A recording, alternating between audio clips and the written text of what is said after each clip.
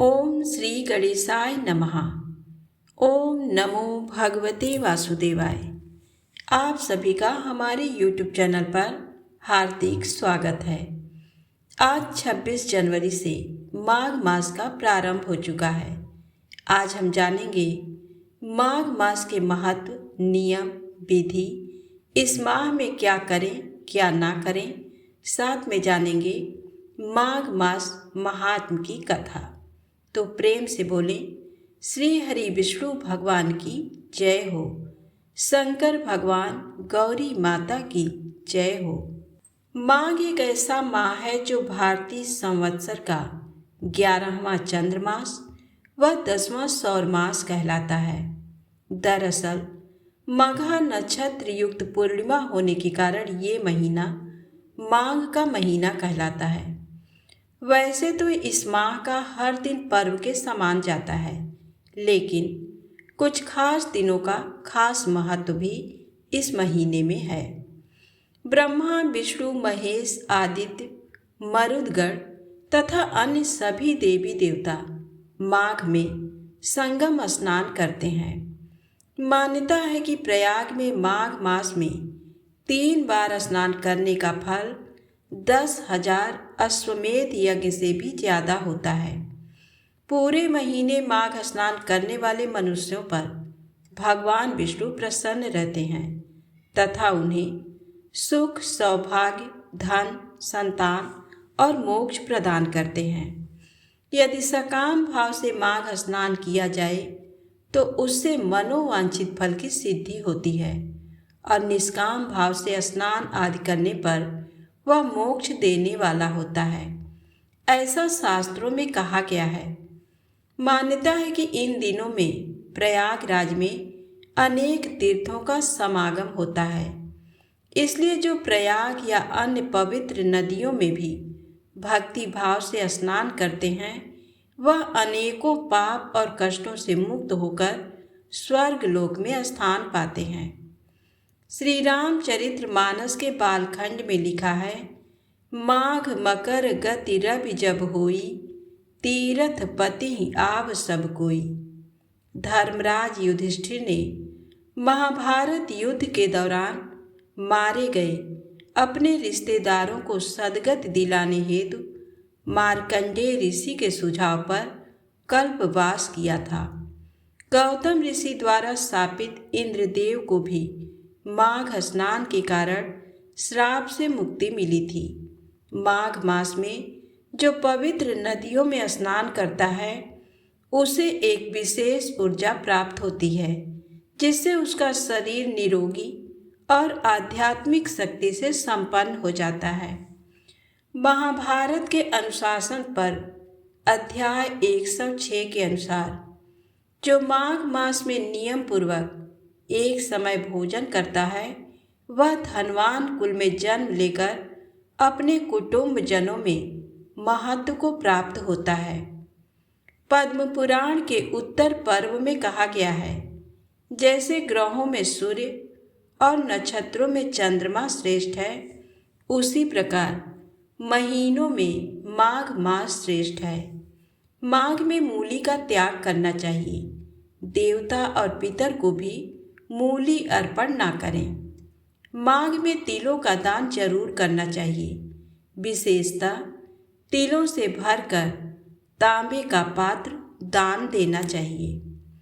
महाभारत अनुशासन पर्व के 66वें अध्याय के अनुसार जो माघ मास में ब्राह्मणों को तिल दान करता है वह समस्त जंतुओं से भरे हुए नरक का दर्शन नहीं करता। श्री हरि नारायण को माघ मास अत्यंत प्रिय है। वस्तुतः ये मास प्रातः स्नान, कल्पवास, पूजा, जप तप, अनुष्ठान, भगवत भक्ति, साधु संतों की कृपा प्राप्त करने का उत्तम मास है। माघ मास की विशिष्टता का वर्णन करते हुए महामुनि वशिष्ठ ने कहा है, जिस प्रकार चंद्रमा को देखकर कमलिनी तथा सूर्य को देखकर कमल प्रस्फुटित और पल्लवित होता है, उसी प्रकार माघ मास में साधु संतों, महर्षियों के सानिध्य से मानव बुद्धि पुष्पित, पल्लवित और प्रफुल्लित होती है, यानी प्राणी को आत्मज्ञान की प्राप्ति होती है। अब आइए सुने माघ मास महात्म की पौराणिक कथा। एक समय श्री सूत जी ने अपने गुरु श्री व्यास जी से कहा कि गुरुदेव, कृपा करके आप मुझसे माघ मास का महात्म कहिए, क्योंकि मैं आपका शिष्य हूँ। तब व्यास जी कहने लगे कि रघुवंश के राजा दिलीप एक समय यज्ञ के स्नान के पश्चात पैरों में जूते और सुंदर वस्त्र पहनकर शिकार की सामग्री से युक्त कवच और शोभायमान आभूषण पहने हुए अपने सिपाहियों से घिरे हुए जंगल में शिकार खेलने के लिए अपनी नगरी से बाहर निकले। उनके सिपाही जंगल में शिकार के लिए मृग, व्याघ्र, सिंह आदि जंतुओं की तलाश में इधर उधर फिरने लगे। उस वन में वनस्थली अत्यंत शोभा को प्राप्त हो रही थी। कहीं कहीं मृगों के झुंड फिरते थे, कहीं गीदड़ अपना भयंकर शब्द कर रहे थे, कहीं गैंडों का समूह हाथियों के समान फिर रहा था, कहीं वृक्षों के कोटरों में बैठे हुए उल्लू अपना भयानक शब्द कर रहे थे, कहीं सिंहों के पद चिन्हों के साथ घायल मृगों के रक्त से भूमि लाल हो रही थी, कहीं दूध से भरी थनों वाली सुंदर भैंसें फिर रही थीं, कहीं पर सुगंधित पुष्प, हरी भरी लताएं वन की शोभा को बढ़ा रही थीं, कहीं बड़े बड़े पेड़ खड़े थे तो कहीं पर उन पेड़ों पर बड़े बड़े अजगर और उनकी केचुलियां भी पड़ी हुई थीं। उसी समय राजा के सिपाहियों के बाजे की आवाज़ सुनकर एक मृग वन में से निकलकर भागने लगा और बड़ी बड़ी चौकड़ियां भरता हुआ आगे बढ़ा। राजा ने उसके पीछे अपना घोड़ा दौड़ाया, परंतु मृग पूरी शक्ति से भागने लगा। मृग कांटेदार वृक्षों के एक जंगल में घुसा और राजा ने भी उसके पीछे वन में प्रवेश किया, परंतु दूर जाकर मृग राजा की दृष्टि से ओझल होकर निकल गया। राजा निर्जन वन में अपने सैनिकों सहित प्यास के मारे अति दुखी हो गया। दोपहर के समय अधिक मार्ग चलने से सैनिक थक गए और घोड़े रुक गए। कुछ देर बाद राजा ने एक बड़ा भारी सुंदर सरोवर देखा, जिसके किनारों पर घने वृक्ष थे। इसका जल सज्जनों के हृदय के समान स्वच्छ और पवित्र था। सरोवर का जल लहरों से बड़ा सुंदर लगता था। जल में अनेक प्रकार के जल जंतु, मछलियां आदि स्वच्छंदता से इधर उधर फिर रही थी। दुष्टों के समान निर्दयी चित्त वाले मगरमच्छ भी थे। किसी किसी जगह लोभी के समान सीमाल भी पड़ी हुई थी। जैसे विपत्ति में पड़े हुए लोगों को दुखों को हरने वाले दानी पुरुष के समान ये सरोवर अपने जल से सबको सुखी करता था। जैसे मेघ चातक के दुख को हरता है, इस सरोवर को देखकर राजा की थकावट दूर हो गई। रात्रि को राजा ने वहीं विश्राम किया और सैनिक पहरा देने लगे और चारों तरफ फैल गए। रात के अंतिम समय में सूकरों के एक झुंड ने आकर सरोवर में पानी पिया और कमल के झुंड के पास आया। तब शिकारियों ने सावधान होकर सूकरों पर आक्रमण किया और उनको मारकर पृथ्वी पर गिरा दिया। उस समय सब शिकारी कोलाहल करते हुए बड़ी प्रसन्नता के साथ राजा के पास गए और राजा प्रभात हुआ देखकर उनके साथ ही अपनी नगरी की तरफ चल पड़ा। जिसका शरीर तपस्या और नियमों के कारण बिल्कुल सूख गया था, जो मृगछाला और बलकर पहने हुए था और नख, रोम तथा केश धारण किए हुए था। राजा ने ऐसे घोर तपस्वी को देखकर बड़े आश्चर्य से उसको प्रणाम किया और हाथ जोड़कर खड़ा हो गया।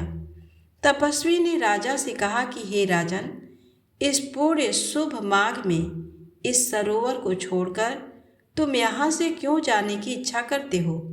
तब राजा कहने लगा कि महात्मन, मैं तो माघ मास में स्नान के फल को कुछ भी नहीं जानता। कृपा करके आप विस्तार पूर्वक मुझको बतलाइए। राजा के ऐसे वचन सुनकर तपस्वी कहने लगा कि हे राजन, भगवान सूर्य बहुत शीघ्र उदय होने वाले हैं, इसलिए ये हमारे लिए स्नान का समय है, कथा का नहीं। सो आप स्नान करके अपने घर को जाओ और अपने गुरु श्री वशिष्ठ जी से इस महात्म को सुनो। इतना कहकर तपस्वी सरोवर में स्नान के लिए चले गए और राजा भी विधि पूर्वक सरोवर में स्नान करके अपने राज्य को लौटा और रनिवास में जाकर तपस्वी की सब कथा रानी को सुनाई। तब सूत जी कहने लगे कि महाराज राजा ने अपने गुरु वशिष्ठ जी से क्या प्रश्न किया और उन्होंने क्या उत्तर दिया, सो कहिए। माघ मास महात्म का प्रथम अध्याय आज यही समाप्त होता है। आगे की कथा कल अवश्य सुनिएगा। अब आइए सुनते हैं माघ मास में सुनी जाने वाली भगवत गीता की महात्म कथा। श्री भगवान कहते हैं, देवी, सब लोगों द्वारा सम्मानित गीता का महात्म संक्षेप से बतलाता हूँ, सावधान होकर सुनो। मध्य देश में पुरकोत्सपुर नामक एक नगर है। उसमें पिंगल नाम का एक ब्राह्मण रहता था। वह वेद पाठी ब्राह्मणों के विख्यात वंश में, जो सर्वथा निष्कलंक था, उत्पन्न हुआ था, किंतु अपने कुल के लिए उचित वेद शास्त्रों के स्वाध्याय को छोड़कर ढोल आदि बजाते हुए उसने नाच और गान में मन लगाया। गीत, नृत्य और बाजा बजाने की कला में परिश्रम करके पिंगल ने बड़ी प्रसिद्धि प्राप्त कर ली और उसी से उसका राजभवन में भी प्रवेश हो गया। अब वह राजा के साथ रहने लगा और पराई स्त्रियों को बुला बुलाकर उनका उपभोग करने लगा। स्त्रियों के सिवा और कहीं इसका मन नहीं लगता था। धीरे धीरे अभिमान बढ़ जाने से उच्छृंखल होकर वह एकांत में राजा से दूसरों के दोष बतलाने लगा। पिंगल की एक स्त्री थी जिसका नाम था अरुणा। वह नीच कुल में उत्पन्न हुई थी और कामी पुरुषों के साथ विहार करने की इच्छा से सदा उन्हीं की खोज में घूमा करती थी।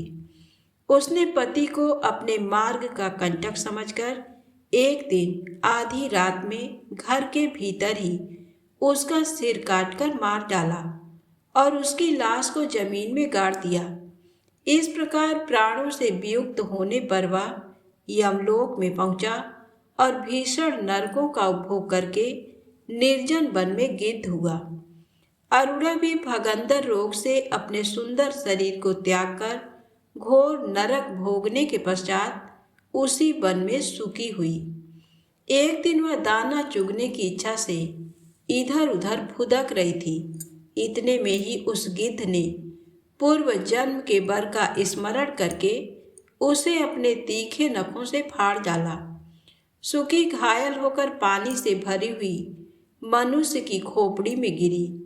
गिद्ध पुनः उसकी ओर झपटा। इतने में ही जाल फैलाने वाले बहेलियों ने उसे भी बाणों का निशाना बनाया। उसकी पूर्व जन्म की पत्नी सुकी उस खोपड़ी के जल में डूबकर प्राण त्याग चुकी थी। फिर वह क्रूर पक्षी भी उसी में गिरकर डूब गया। तब यमराज के दूत उन दोनों को यमराज के लोक में ले गए। वहां अपने पूर्वकृत पाप कर्म को याद करके दोनों ही भयभीत हो रहे थे। तदनंतर यमराज ने जब उनके घृणित कर्मों पर दृष्टिपात किया, तब उन्हें मालूम हुआ कि मृत्यु के समय अकस्मात खोपड़ी के जल में स्नान करने से इन दोनों का पाप नष्ट हो चुका है। तब उन्होंने उन दोनों को मनोवांछित लोक में जाने की आज्ञा दी। ये सुनकर अपने पाप को याद करते हुए वे दोनों बड़े विस्मय में पड़े और पास जाकर धर्मराज के चरणों में प्रणाम करके पूछने लगे, भगवान, हम दोनों ने पूर्व जन्म में अत्यंत घृणित पाप का संचय किया है। फिर हमें मनोवांछित लोकों में भेजने का क्या कारण है, सो बताइए। यमराज ने कहा, गंगा के किनारे वट नामक एक उत्तम ब्रह्म ज्ञानी रहते थे। वे एकांत सेवी, ममता रहित, शांत, विरक्त और किसी से भी द्वेष न रखने वाले थे। प्रतिदिन गीता के 5वें अध्याय का जप करना उनका सदा का नियम था। 5वें अध्याय को श्रवण कर लेने पर महापापी पुरुष भी सनातन ब्रह्म का ज्ञान प्राप्त कर लेता है। उसी पुण्य के प्रभाव से शुद्ध चित्त होकर उन्होंने अपने शरीर का परित्याग किया था। गीता के पाठ से जिनका शरीर निर्मल हो गया था, जो आत्मज्ञान प्राप्त कर चुके थे, उन्हीं महात्मा की खोपड़ी का जल पाकर तुम दोनों पवित्र हो गए हो।